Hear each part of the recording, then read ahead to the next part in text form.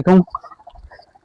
তো আজকে এই ক্ষেতে এই ড্রেনটা দিচ্ছি আমরা। এই ক্ষেতে পানি দেওয়া শেষ, এখন আমরা ওই ক্ষেতে পানি নিব।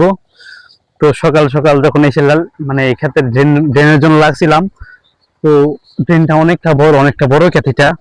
তো ভাবতেছিলাম যে একা একা কি পারবো কিনা, যে ড্রেনটা দিব কিনা। এখন প্রায় ড্রেনের প্রায় শেষ পর্যায়ে চলে এসেছি, একা একাই দিয়ে দিয়েছি। তো আসলে সাহসী হচ্ছে লক্ষ্মী। আমাদের এই গ্রামের দিকে একটা কথা বলে, বা অনেকে বলে একটা প্রবাদ বাক্যের মতো, যে সাহসী হচ্ছে লক্ষ্মী।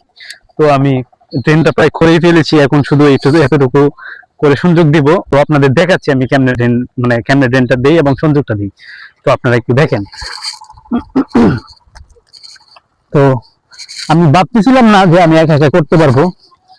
তো এই যে বললাম না যে সাহসী লক্ষ্মী, আসলে সাহস করে একটা জিনিসে লেগে পড়লে আপনার সেটা সফল হবেনি। তো সেটা যত কঠিন কাজই হোক, পরিশ্রম কখনো মানুষের সাথে বেইমানি করে না।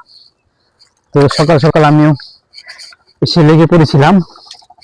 আসলে চেষ্টা করলে সবকিছুই পারা যায়, চেষ্টা না করে যদি বসে থাকি তাহলে কখনো সম্ভব হতো না এই ড্রেনটা করা। তো দেখেন একদম ওই কর্নার পর্যন্ত, এই কর্নার পর্যন্ত একদম এই আমি শুধু খালি এই ড্রেনটা নিয়ে এটা ছাড়বো, তাহলে আমার কাজ মোটামুটি কমপ্লিট।